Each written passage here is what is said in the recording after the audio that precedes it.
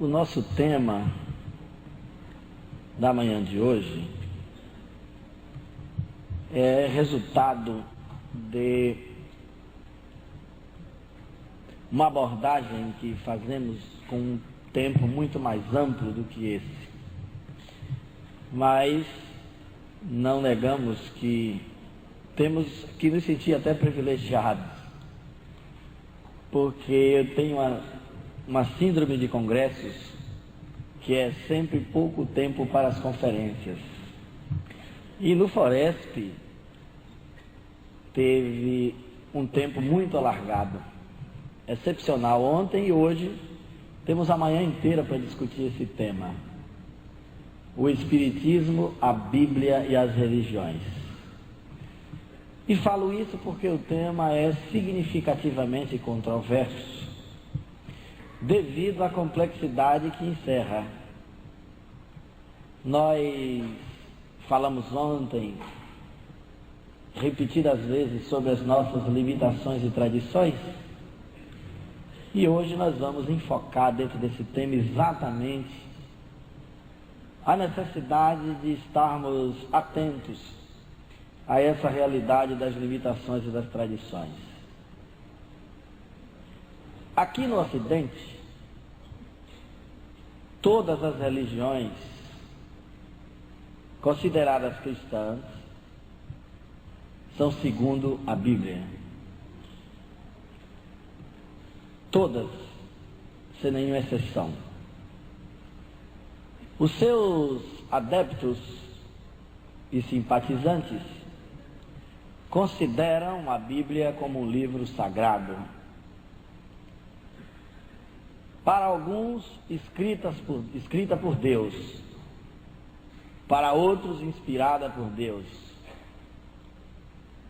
E para outros que fazem uma síntese das duas propostas, o livro contém a palavra de Deus.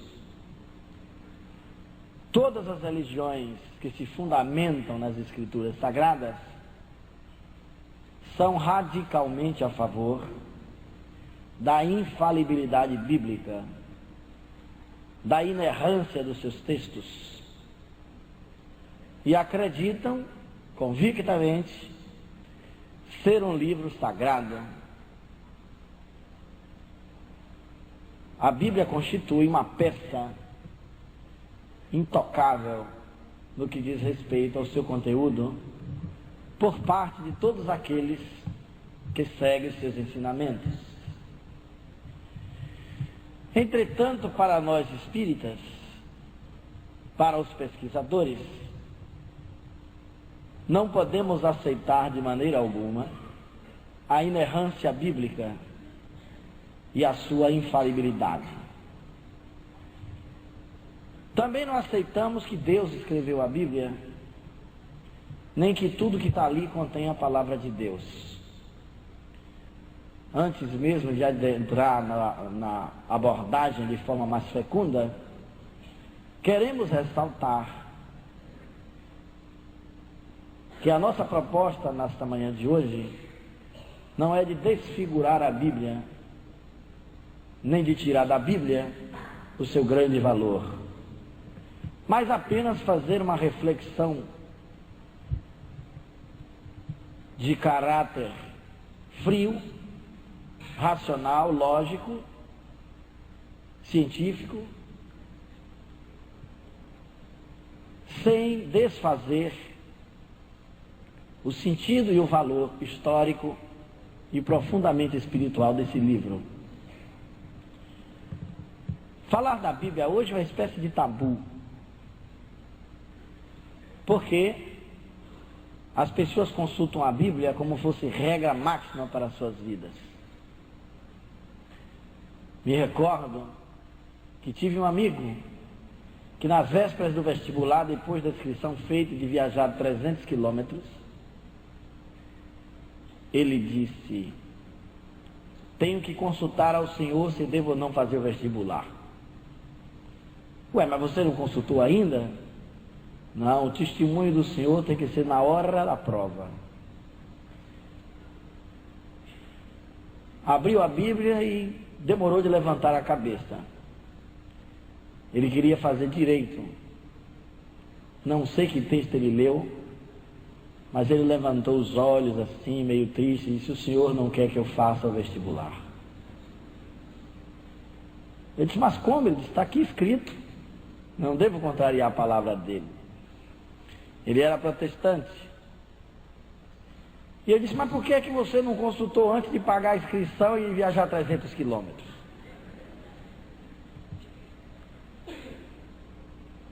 E eu me lembrei que teve uma história que eu tinha lido há muito tempo atrás, de um indivíduo que estava sobre profundo estertor e desespero, e abriu a Bíblia, e estava escrito. E não aguentando, ele foi e se matou. Eu disse: a Bíblia não pode me dizer para fazer isso, eu já estava pensando em me matar, e como é que fica? Mas ele disse: não, eu li o Velho Testamento. O Velho Testamento pode não estar muito de acordo, eu vou ler, abrir o Novo. Quando ele abriu o Novo, caiu em Mateus, que dizia: vai tu, filho, e faz o mesmo.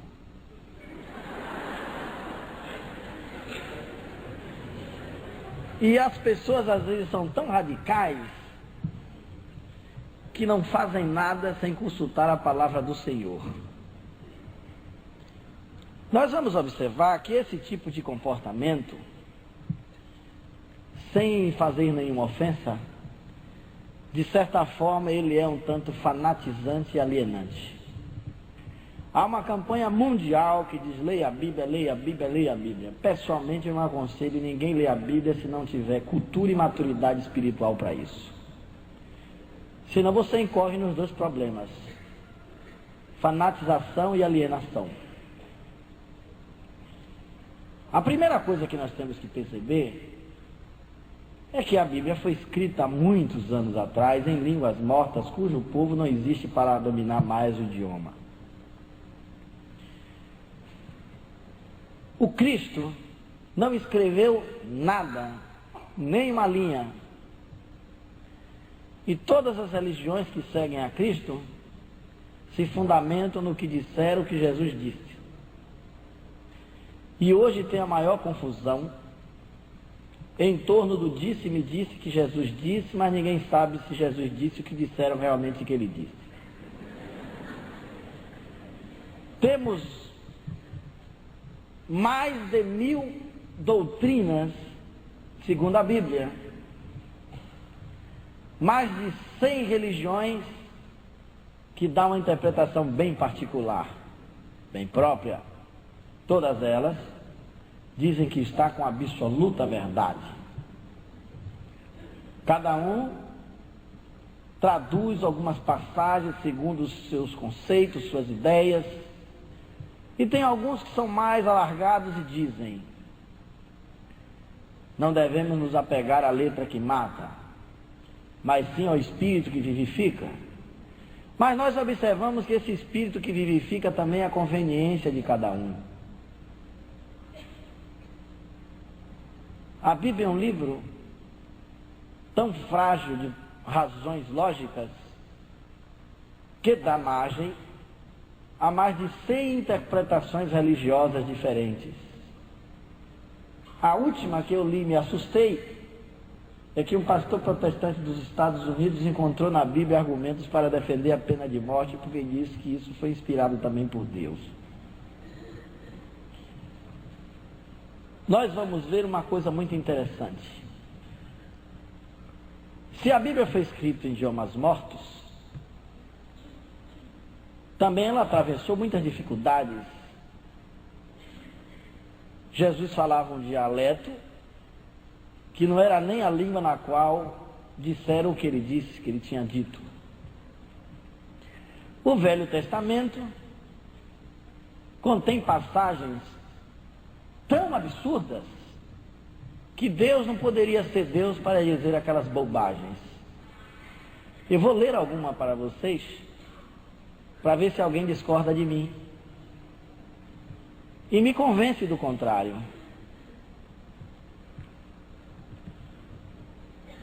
Por outro lado também, nós vamos encontrar erros históricos, geográficos, erros que tinham que derrogar todas as leis da natureza para que eles fossem verdadeiros. Mas a maioria das pessoas insistem em que a Bíblia é um livro absolutamente infalível. Nada pode ter ali que não esteja errado. Aí o que acontece? Cada um vai interpretando de um jeito, de outro jeito, de outra forma, para justificar, muitas vezes, o injustificável.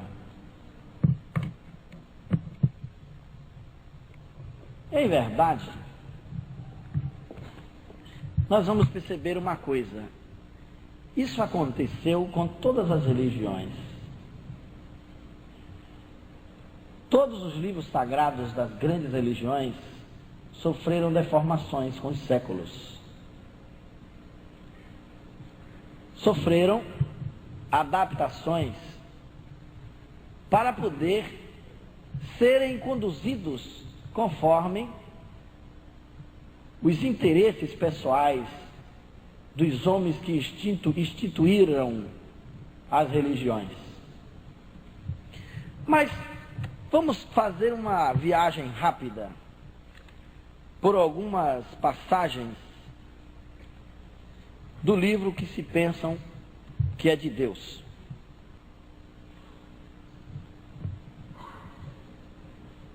No Velho Testamento, nós temos algumas passagens curiosas.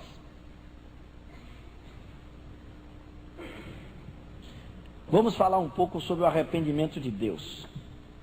Que em matéria de arrependimento eu nunca vi alguém se arrepender tanto quanto ele na Bíblia.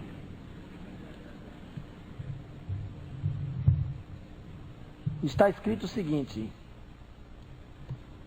concluída a criação, ele foi examinar se estava tudo perfeito. Isso está em Gênesis 1:31.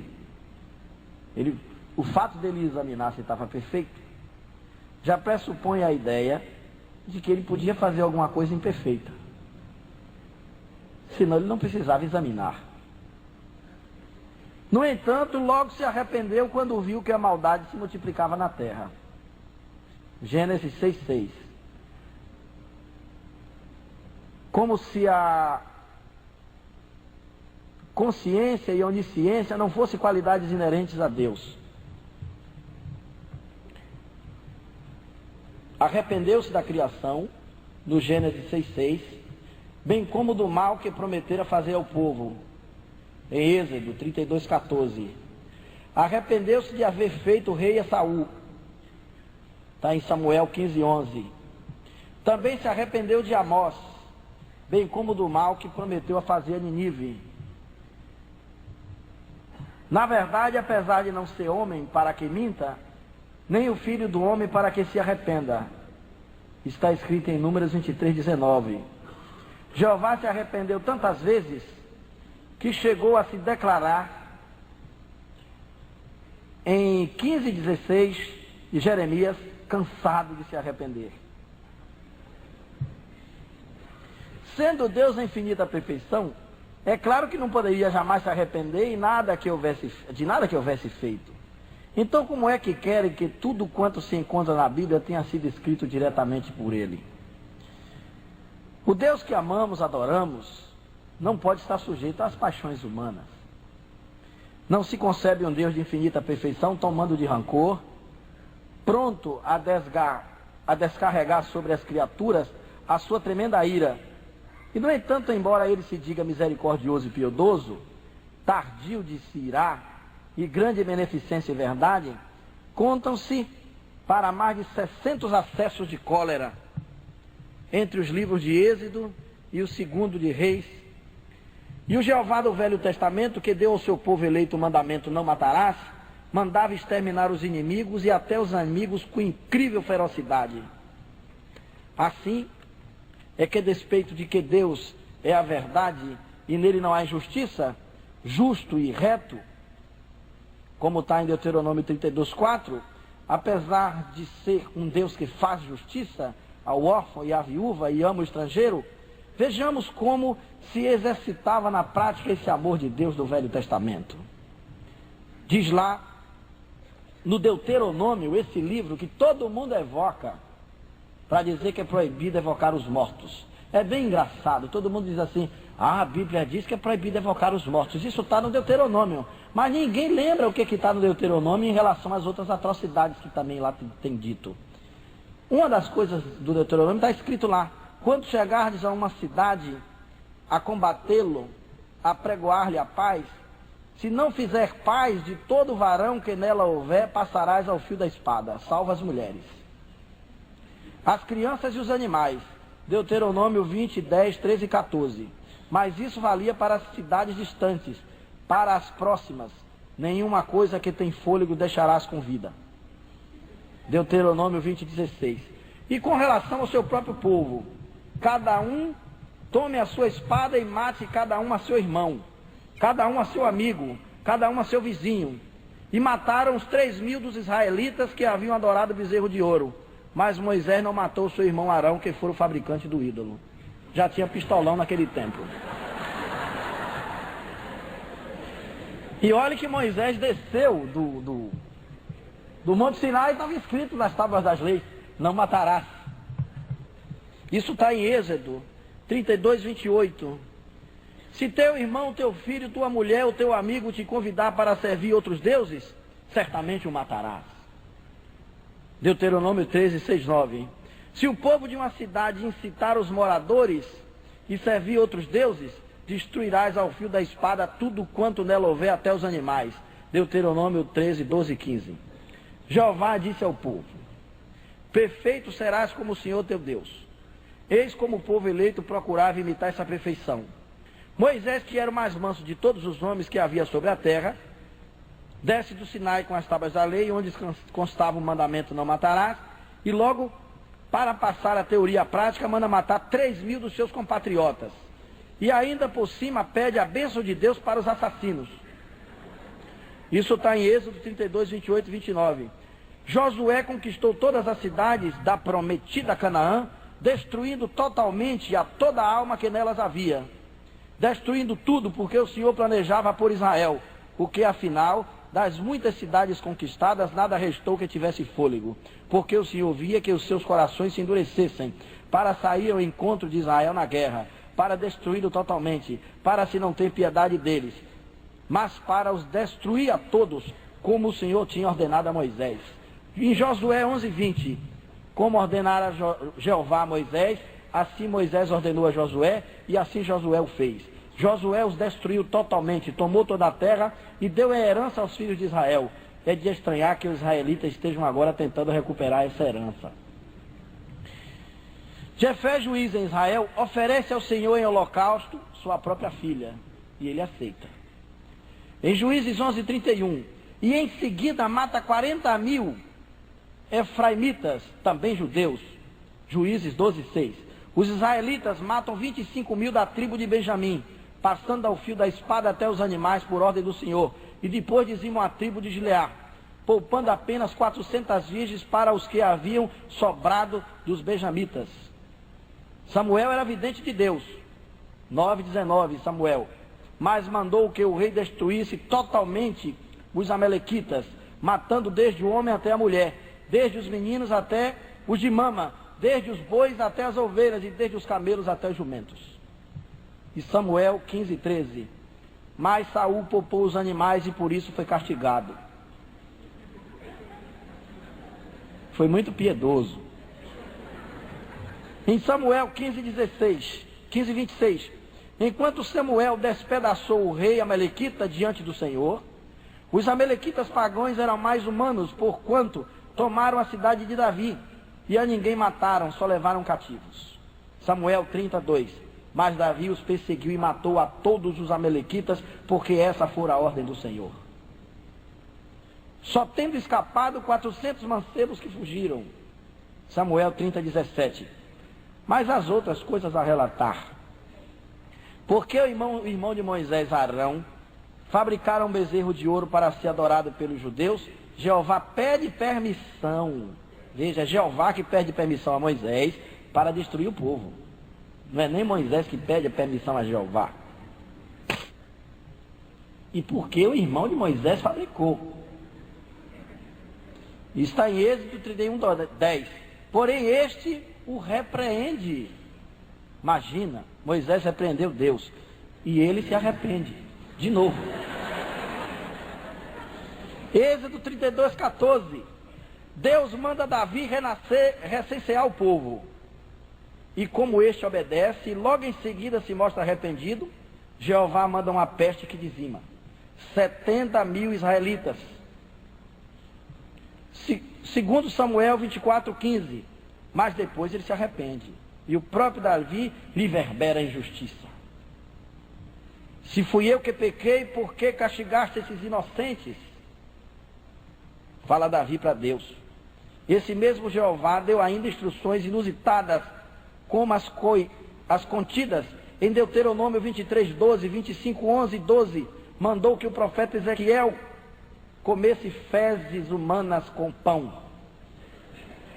Está escrito em Ezequiel 4, 12. Voltamos a perguntar: foi Deus mesmo quem praticou todas essas sandices? E vamos acreditar que isso é um livro de Deus, que foi escrito por ele, inspirado por ele? Terá sido ele mesmo quem escreveu a Bíblia? Isso tudo está no Deuteronômio. E é nesse livro que diz que a gente não deve evocar os espíritos, que todo mundo chama para dizer que condena a evocação dos espíritos. Mas ninguém segue as outras coisas do Deuteronômio. Por que ficam todo mundo cego para os outros itens? Além de achar que o livro é divino e sagrado, as pessoas também não se apegam às contradições. Um exemplo simples: na criação. Vamos examinar algumas partes. Como pode Deus criar a luz antes do sol? Conforme está escrito em Gênesis 1, 13 e 14. Se o sol é a própria luz, como é que ele criou a luz para depois criar o sol? Como ele separou a luz das trevas? Se as trevas nada mais são do que a privação da luz. Como fez o dia antes que o sol fosse criado?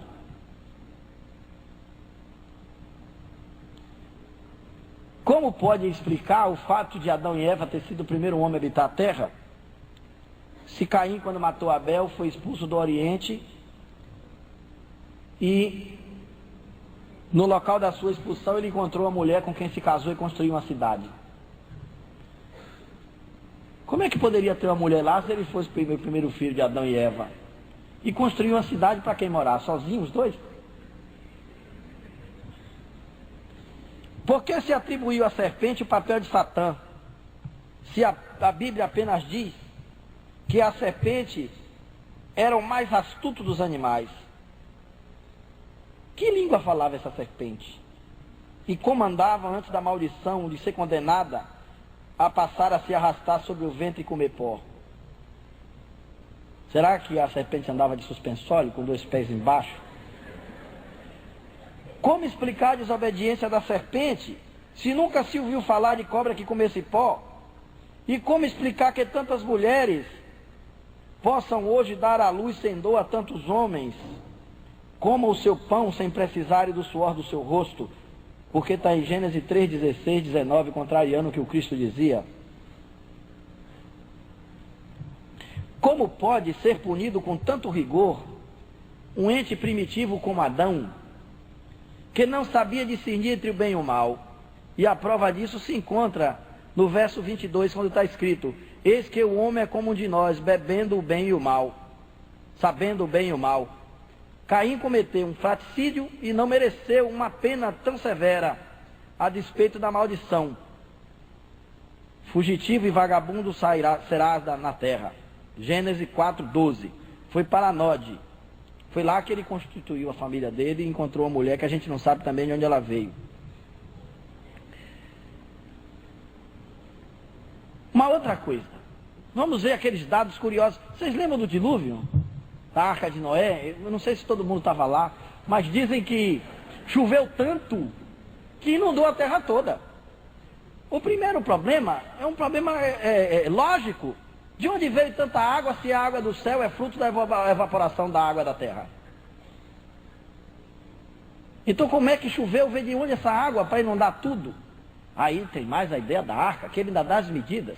que transformando hoje nos metros, são 60 metros de comprimento a arca, por 37 de largura, por uns 20 de altura. E ali tinha um casal de cada bicho.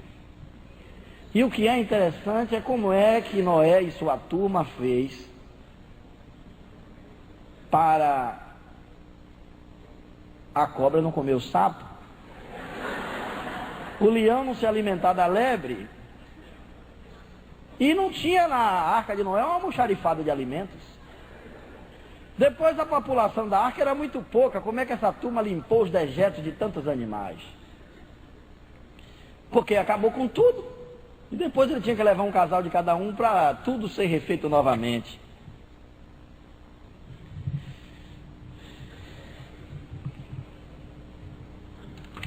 Vejam quantas coisas interessantes. Há uma passagem que diz o seguinte: Josué, em 10:13, ele estava guerreando com os amorreus. E os amorreus não eram muito do lado de Deus. E vocês já viram que Deus, para mandar matar e fazer guerra aqui no Velho Testamento, era uma beleza. Aí sabe o que é que Deus fez? Estava entardecendo e não dava tempo de Josué matar todo mundo. Porque naquele tempo não tinha luz elétrica. Aí Deus fez uma façanha. Fez o sol parar no firmamento para Josué matar até o último dos amorreus. E além do que, eles já estavam destroçados pelas pedras que caíram do céu, que Deus tinha jogado. Agora, vejam que quem escreveu isso, como é que a Bíblia não pode ter erros? Não sabia nada de astrofísica, porque não é o Sol que gira em torno da Terra para Deus parar. A Terra é que gira em torno do Sol. E uma vez, num debate de rádio, um pastor disse: mas para Deus não é nada impossível. Porque naquele tempo o homem olhou e viu que alguma coisa parou, mas ele poderia parar a Terra de girar. Ele disse: meu amigo, tenha paciência. Porque os indivíduos às vezes querem justificar o injustificável. Se Deus resolvesse parar a Terra de girar, era a maior catástrofe que nós teríamos no planeta, porque a Terra viaja no espaço a 1.800 quilômetros horários. Aliás, 180 mil quilômetros horários. É o maior veículo espacial em velocidade que nós temos conhecimento. Imagina um freio a 180 mil quilômetros por hora. Sairia daqui todos os telhados, os pedestres. Nós teríamos ondas maiores que a altura do Himalaia. Tudo isso para Josué matar os amorreus. Vocês não acham que é muita manteiga para pouco pão? Não dá para entender isso. Agora tem outros dados que são curiosos. As pessoas não raciocinam quando lê a Bíblia, porque lê com aquele efeito de que é um livro intocável, ninguém pode dizer nada, está tudo certo. Como se explica que os israelitas, está lá escrito em Reis 20:27, eram como 2 pequenos rebanhos de cabras.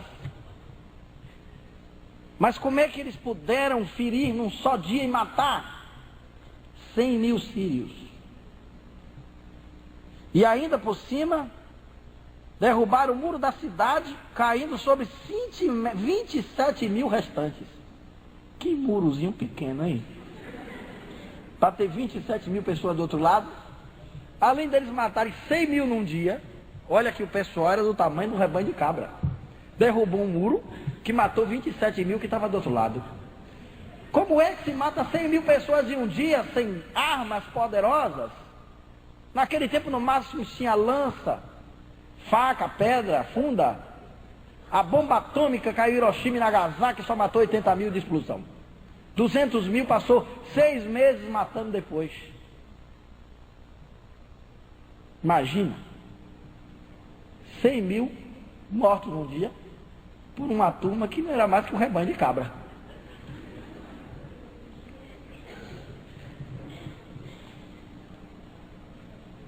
Olha as coisas assim dos emissários de Deus. Tem coisas assim que são de estarrecer. Olha que eu estou pensando algumas. Tem coisas muito piores. Como admitir que Deus afirmou: Os pais não morrerão pelos filhos e nem os filhos pelos pais, mas cada qual morrerá pelo seu pecado. Isso está em Deuteronômio 24:16. Até aí tudo bem. Mas ele se enfureceu tanto contra o ex-rei Saul, ao ponto de assolar o povo com uma fome de 3 anos. Porque Deus ficou com raiva de Saul, botou o povo para ficar com fome 3 anos. Só se aplacando, ele só parou o ódio dele, quando Davi, está escrito em Samuel 21:1, essa fita está sendo gravada, vocês podem conferir todos os textos, para não dizer que eu estou inventando a Bíblia. E Deus só parou a sua ira quando Davi mandou matar 7 netos daquele seu antecessor, para aplacar a ira de Deus. Está escrito em Samuel 21:8 e 9. A história de todos os povos está repleta de lendas. Por que a história do povo judeu também não estaria? Tem outra passagem curiosa. Não parece muito verossímil que o anjo do Senhor tenha numa só noite exterminado 185 mil assírios. Nem que 120 mil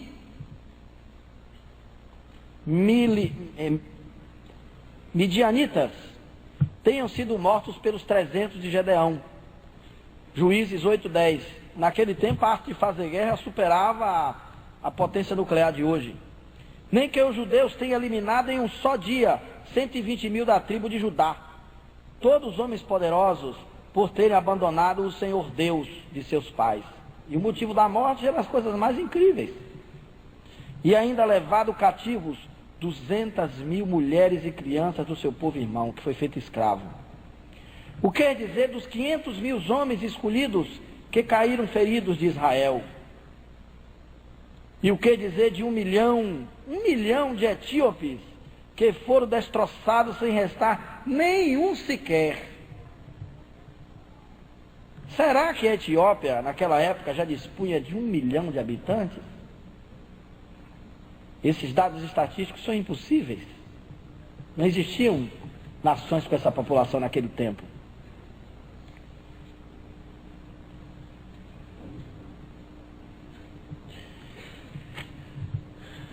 Elias era profeta de Deus e cometeu várias atrocidades.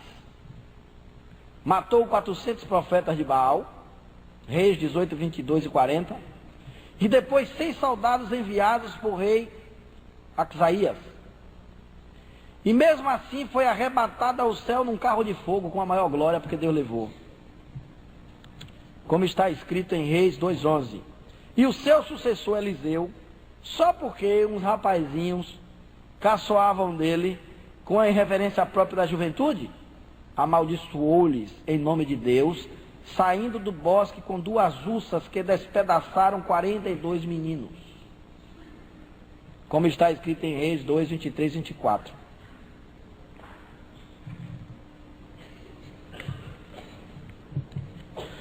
Tem outras coisas curiosas.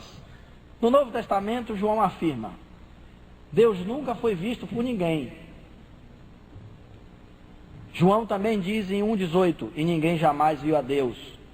E João diz depois em 14,12, o que foi confirmado por São Paulo: aquele a quem nenhum dos homens viu nem pode ver. Em Timóteo 6,16, e pelo próprio Jesus também: não que algum homem tenha visto o Pai. Em João 6,46, mas lemos no Antigo Testamento que Deus disse: eu apareci a Abraão, Isaque e Jacó. E que Moisés, Arão, Nadib e Abiú e mais 70 anciões viram Deus. Falava Deus a Moisés face a face, como qualquer homem fala a seu amigo. Êxodo 33:11. E contudo advertiu: não poderás ver a minha face, porque homem nenhum verá a minha face e viverá. E em seguida abriu a concessão: ver-me-ás pelas costas, mas a minha face não se verá.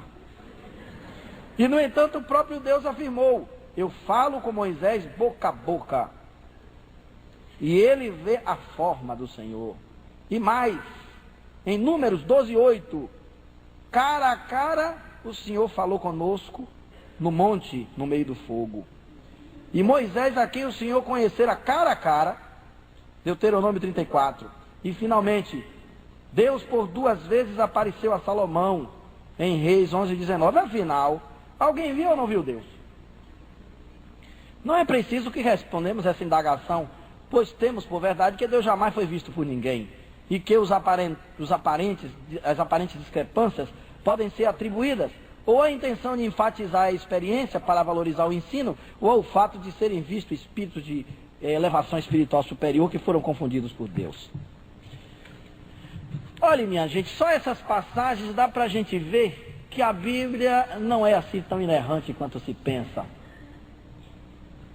Um livro escrito em línguas mortas, em idioma hebraico, depois foi traduzido para o grego, do grego para o greco-romano, depois foi para o latim, do latim para o inglês, do inglês para o português. Sem contar aí essas passagens todas que os tradutores traidores ajustaram o que quiseram. Pra vocês terem uma ideia, teve um pastor protestante um dia que teve a audácia de me mostrar na Bíblia a proibição do espiritismo. Eu disse, eu quero ver.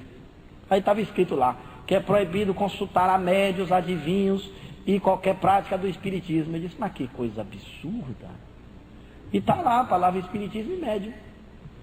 Eu disse para ele que essa palavra espiritismo foi inventada por Allan Kardec nos anos 50 do século passado.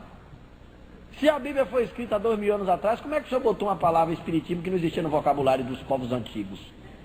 E a palavra médium, que não existia naquele tempo para definir pessoas que têm faculdade mediúnica? E olha que está escrito na Bíblia que ninguém modificará um só tio. O senhor modificou aí uma palavra inteira e quer que eu acredite nessas escrituras? Mas essas contradições não estão somente no Velho Testamento, não. O Novo Testamento também está cheio de contradições, muitas. Porque as pessoas pensam, porque é o Velho, o Novo não, foi os apóstolos. Lê do engano, porque 2 dos evangelistas não conheceram Jesus, Marcos e Lucas. João escreveu sobre ele, octogenário da ilha de Patmos, e o seu evangelho só foi publicado 60 anos depois que o Cristo morreu. Mateus, quase 50 anos depois. Lucas não conheceu Jesus, nem Marcos. Acontece que está lá no sermão, ninguém nunca ouviu falar aqui do sermão da planura, nenhum pastor fala isso. Mas está lá na Bíblia, em Lucas, o sermão da planura, porque Mateus diz, e Jesus subindo ao monte declamou, bem-aventurado os pobres de espírito. Mas aí acontece o seguinte, que Lucas diz, o sermão da planura, porque Jesus descendo do monte, não subindo, descendo, chegou na planura e exclamou, bem-aventurados os pobres, porque deles é o reino do céu. Bom, aí já mudou tudo. Primeiro que Jesus não subiu o monte, desceu, mas isso é um detalhe, foi em cima ou foi embaixo? O importa é o que ele disse, mas se ele disse bem-aventurados os pobres, porque dele é o reino do céu, tem muito pobre que não merece o reino do céu. Tem muito pobre orgulhoso, presunçoso, vaidoso, que não vai passar pela porta do reino do céu. Eu mesmo me lembro de um caso, quando a gente fazia a campanha do quilo lá no Centro Espírita, vamos fazer a campanha do cobertor. E é a campanha daquela coberta peleja, não sei se vocês conhecem a peleja. É aquela cobertinha de lã curta que você peleja para cobrir o pé, descobre a cabeça. Peleja para cobrir a cabeça, descobre o pé. E aí eu me lembro quando eu saía do meu trabalho, eu via um pobre, coitado, mas tão pobre que ele dormia num carro de mão, enrolado com a coberta toda remendada e furada. E ele era tão encolhidinho porque a coberta era curta. Aí eu cheguei ali, todo contente para fazer a caridade. Aí acordei o velhinho, 11h30 da noite, e fui dar aquela cobertinha quentinha. O velho me olhou e disse, quem mandou? Eu disse, ninguém mandou não, não quero comprar não. Ele disse, é de graça, não lhe pedi. Eu disse, mas o senhor está com a coberta furada, não lhe interessa, não é da sua conta. Eu disse, mas o senhor, aqui a gente está fazendo a campanha. Ele pegou, abaixou, puxou um facão. Eu não lhe vi, não lhe conheço, não estou lhe pedindo favor, e saia daqui para não lhe cortar de facão. Velho, presunçoso, orgulhoso, egoísta, ele vai para o reino do céu? De jeito nenhum. Aí eu cheguei lá na reunião mediúnica, depois o espírito, eu estava assim, o espírito até me falou uma coisa interessante. Ele disse, mas meu filho, o evangelho diz que é para dar com a direita e a esquerda não vê. Você queria o quê? Que ele abraçasse, te agradecesse, ficasse feliz. Por que você acordou o velho para fazer a caridade? Compreende a ignorância dele, deixasse a coberta. Quando ele acordasse, ele não sabia nem quem mandou. O que importava era ele se aquecer.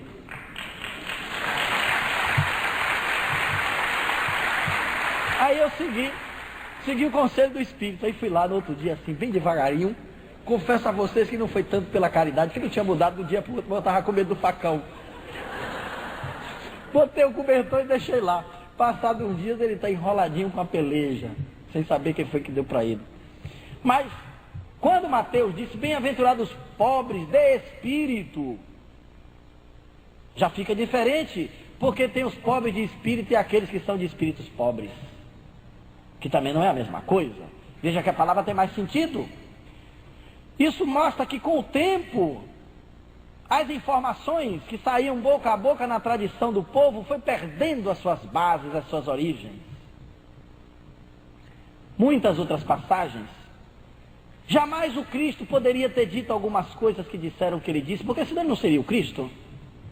Jesus chegar na cruz, quais foram as últimas palavras do Cristo da cruz? Uma delas diz assim,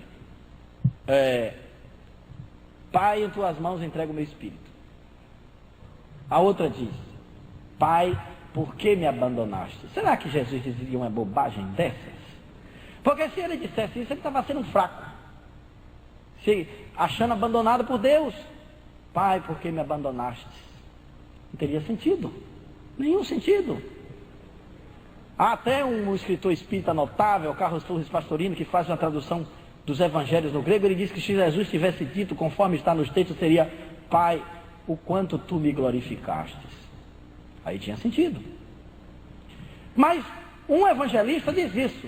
O outro diz, Pai, em tuas mãos entrego o meu espírito. O outro evangelista diz que ele olhou e disse, Pai, perdoa, pois eles não sabem o que fazem. E o quarto evangelista disse. A gente não sabe o que ele disse. Porque o quarto não disse qual foi a última palavra que o Cristo disse. Ele disse as três, não disse nenhuma, ou disse uma das três. São muitas passagens que têm controvérsias. Coisas também que não têm sentido. O Cristo ter batido nos vendilhões de templo, levantou o chicote e expulsou a turma. Ele tinha autoridade moral demais para botar o povo para fora do templo, sem precisar bater nos ignorantes que estavam ali ganhando pão. Gandhi foi menor que ele. Não reagiu com violência. Quando o soldado batia em Gandhi, ele abaixava e olhava o soldado com ternura. Ele tornava a dar outra cacetetada. Ele tornava a olhar com ternura. Na terceira, o soldado já ficava assim, como se estivesse batendo no pai. Gandhi nunca reagiu. E quando estava morrendo 100 mil indianos, que dava 3 passos para frente, os ingleses metralhavam e caíam, um jornalista disse, isso não dói o coração do Senhor? Ver o seu povo morrer covardemente? Ele disse, ele é mais corajoso do que você, porque você só morreria lutando e matando. E aqui nós estamos trabalhando para matar no inimigo o desejo de matar. Nós não somos covardes. Ele estava ali com a proposta da não violência. Ele não trabalhava contra a violência, porque se ele fosse contra a violência, ele tinha que ser um violento. Era a não obediência pacífica. Preferia morrer, mas não obedecia. Isso é que é coragem. Gandhi fez isso menor que o Cristo. O Cristo pegou chicote para bater nos pobres coitados que estavam ganhando dinheiro ali vendendo um negocinho, que já vendiam há tanto tempo. Quer dizer, não faz sentido o Cristo ter feito essas coisas. Muitas outras passagens que atribuem a Jesus. Aliás, eu vou abrir um parêntese para uma história fantástica. Para algumas pessoas, a minha história agora pode até parecer assim um delírio. Mas isso está contido no livro do Padre François Abrine, Linha Direta do Além. Eu tive a alegria de conversar com ele por mais de 3 horas sobre exatamente esse assunto. E trata-se de uma descoberta extraordinária que foi realizada no ano de 1956 com um dos pesquisadores da transcomunicação instrumental, 2 físicos de renome, o padre Pellegrino Ernetti e o padre Gemelli, que foram os primeiros a gravar a Voz do Além, aqueles a quem eu li o texto que o Papa mandou a mensagem de encorajamento para eles, quando eles ouviram a voz do pai falecido gravada no fio, dentro da Universidade Católica de Milão. O padre Pellegrino Ernetti, é bom que se saiba, era uma das maiores autoridades em física de toda a corporação do catolicismo mundial. Ele foi amigo pessoal de von Braun, de muitos prêmios Nobel de Física, respeitabilíssimo. A sua universidade era frequentada pelas maiores autoridades do pensamento da física. Ele faleceu agora tem 4 ou 5 meses. Esse homem escreveu artigos e anunciou ao mundo a descoberta de um aparelho chamado cronovisor, que seria um aparelho capaz de captar ondas remanescentes que ficaram no passado. Alguns já devem ter ouvido falar disso. Alguns anos atrás, quando eu comecei a estudar fenômenos paranormais, achei que essa ideia fosse uma fantasia. Mas depois que comecei a estudar os fenômenos da psicometria, comecei a perceber que não é tão fantasioso assim. Tudo aconteceu no dia que eles estavam separando dos gravadores os excessos de ruídos dos harmônicos dos cantos gregorianos. E na hora que ele foi desgravar na fita, ele raciocinou. Cantaram, e essa fita gravou o conteúdo do canto. Agora nós vamos desgravar. Se a fita gravou, é porque isso ocupou um espaço no qual a fita aprendeu esse conteúdo de informações e de sons.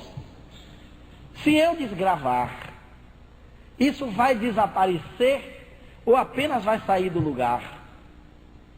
Vai sair do campo magnético da fita e estaria em outro lugar. Porque se ele botasse outra fita e gravasse antes, ficaria preso no campo magnético da fita antes de ser desgravado. Mas se ele desgravasse somente e não prendesse em lugar nenhum, capaz dele ver, será que teria desaparecido? Como todas as grandes descobertas da ciência, tudo sai assim como uma espécie de golpe de sorte. Uma coincidência que no fundo, é mais uma sincronicidade ou uma ocasionalidade, entre aspas. O Padre Brin, no seu primeiro livro, citou isso palidamente. Quando estive na Europa, conversei com o Dr. Senkowski, um professor de física da mais importante universidade da Alemanha, sobre essa hipótese do cronovisor. E nós raciocinamos muito em torno disso. Por isso vou ler essa história para vocês, arriscando aqui, talvez que alguém me ache até um pouco estranho, ou que até prejulgue que minhas ideias não estejam tão boas. Mas quem já ouviu falar em psicometria conhece bem esse fenômeno. Quem não já ouviu, eu vou dar um exemplo. O psicômetra é alguém que tem uma faculdade paranormal de botar um objeto em uma mão, mesmo que seja um objeto antigo, um anel, por exemplo. Ele concentra a atenção da consciência naquele anel e entra em contato com a vida de quem aquele anel pertenceu e descreve tudo sobre a vida dessa pessoa. Pergunta: aquele anel guardou alguma informação sobre a pessoa? Como? Como aquele anel funcionou de endereço? Funcionou como endereço entre a mente do indivíduo e a mente da pessoa a quem pertenceu aquele anel. Como o sensitivo entrou nesse contato? Em algum lugar estava registrado essas cenas, senão ele não teria visto. São muitos fenômenos de regressão de memória e que a nossa memória gravou. E na regressão, às vezes o indivíduo revive, ele assiste todas as cenas como se lá estivesse realmente. Mas será que isso só está na memória ou poderia estar em algum outro lugar? As hipóteses hoje de universos paralelos são incríveis. E como nós estamos na era tecnológica, talvez os nossos equipamentos cada vez mais se aproximem das possibilidades das nossas mentes. E aquilo que a mente humana alcança talvez não seja tão absurdo quanto se pensa. A hipótese do cronovisor é uma coisa que assusta algumas pessoas. Mas diante de tantos resultados que sustentam essa ideia, ela não parece tão absurda, porque agora um prêmio Nobel de Física na França está fazendo um trabalho através do raio laser em vasos antigos da Grécia e está conseguindo gravar algumas conversações, palavras e diálogos que estão aprisionadas em torno daquele vaso. Vejam que as descobertas deixam a gente um pouco tonto nas informações. O cronovisor teria sido um equipamento que foi construído no ano de 1956. E segundo as informações desses cientistas, o cronovisor funcionou. E eles desmontaram, e eles conseguiram gravar muitas cenas da história. Voltaram ao passado e o cronovisor não pegou somente voz, eles conseguiram fazer imagem. O Padre Brin foi amigo íntimo e pessoal do padre Pellegrino Ernetti. Visitou ele por mais de 20 vezes na Itália. E de todos os seus encontros, ele disse que não teve um no qual eles não falassem sobre o cronovisor. O padre Brini publicou algumas coisas em seu livro, achando que era possível de ser traduzido pela interpretação de algumas pessoas, e gravou uma fita conosco com uma série de depoimentos que ele pede, como pede no livro, que o padre Ernetti perdoe ele por ter dito. Eu vou ler o texto do padre Brini e vocês vão acompanhando comigo o raciocínio dessa história fantástica e impressionante. Ele diz: eu citei entre as hipóteses a serem encaradas para explicar a transcomunicação, aquelas das ondas remanescentes. Sei muito bem que um grande número de cientistas continuam a considerar totalmente absurda essa história de ondas, não detetáveis por nossos instrumentos, que veiculariam indefinidamente os sons e as imagens do passado. Entretanto, conhecemos há muito tempo casos indiscutíveis de clarividência que deixam supor, de qualquer forma, a existência de tais ondas. Como é que um clarividente retorna ao passado e vê cenas que ainda não existem mais? Onde é que estão essas cenas? Em algum lugar que a mente dele sintonizou.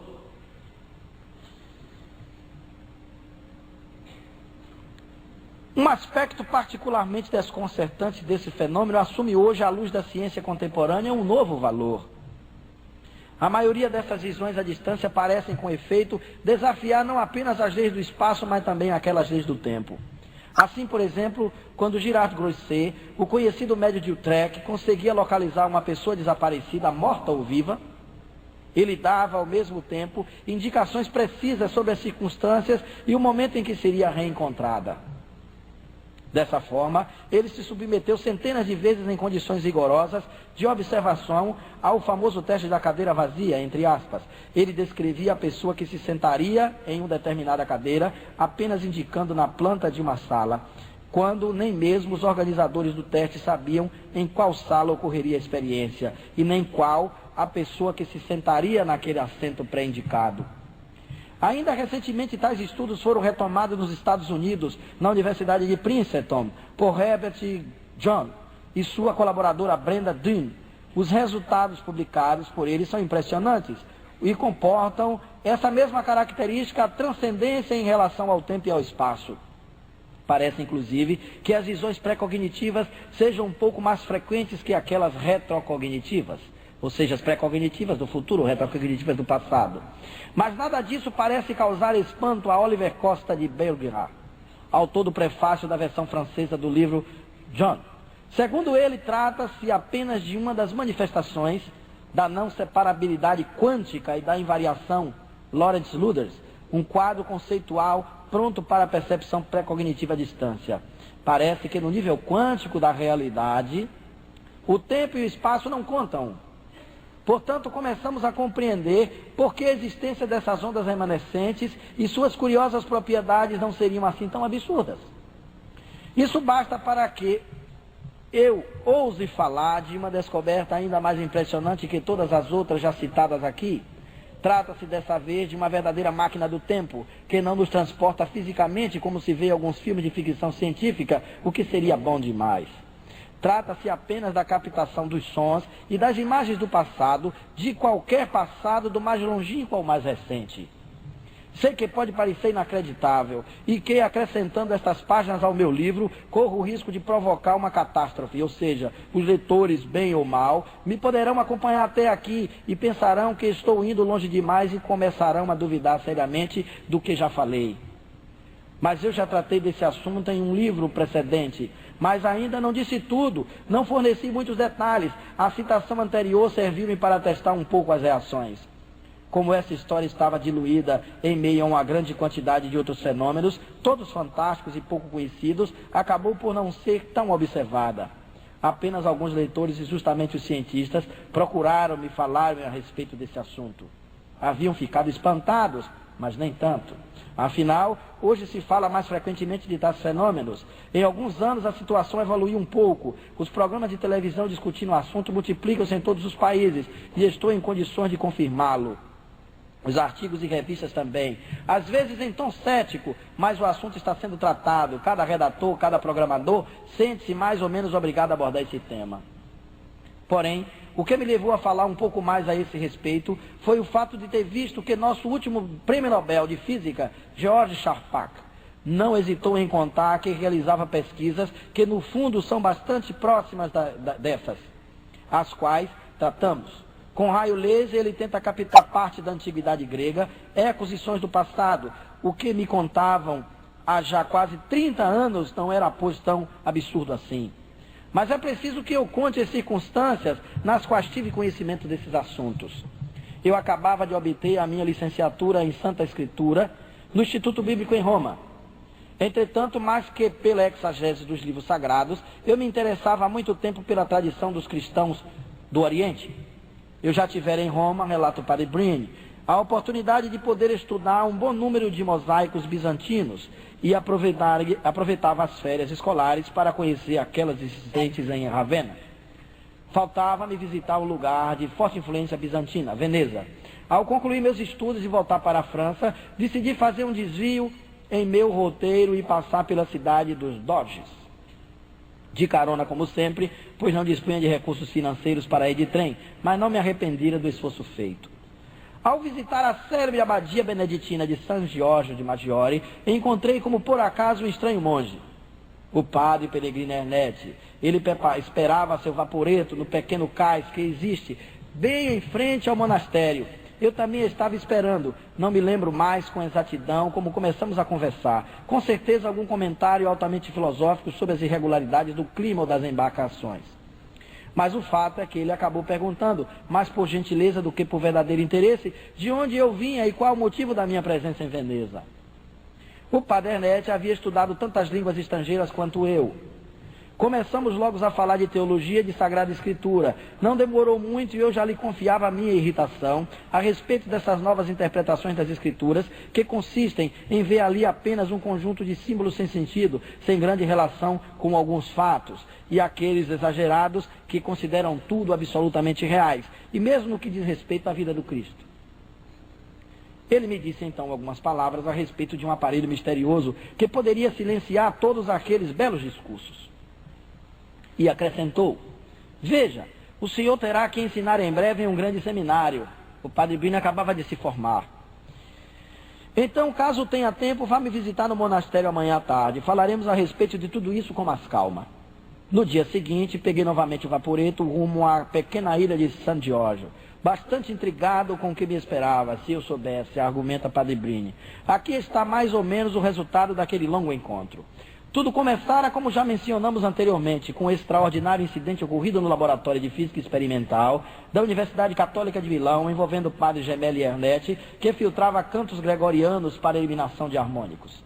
O padre Ernetti, que é também um cientista diplomado, tanto em física nuclear quanto em línguas antigas, imaginava o que deveria acontecer com esses sons, uma vez eliminados em seu trabalho. Desapareceriam verdadeiramente? Seriam reduzidos do nada ou simplesmente seriam eliminados da gravação? Como sábio, era-lhe evidente que esses sons deveriam continuar a subsistir em algum lugar. Mas se isso acontecia com aqueles sons, deveria ter acontecido também com todos os sons do passado, de todas as épocas. E caímos então na hipótese formulada por George Shepard.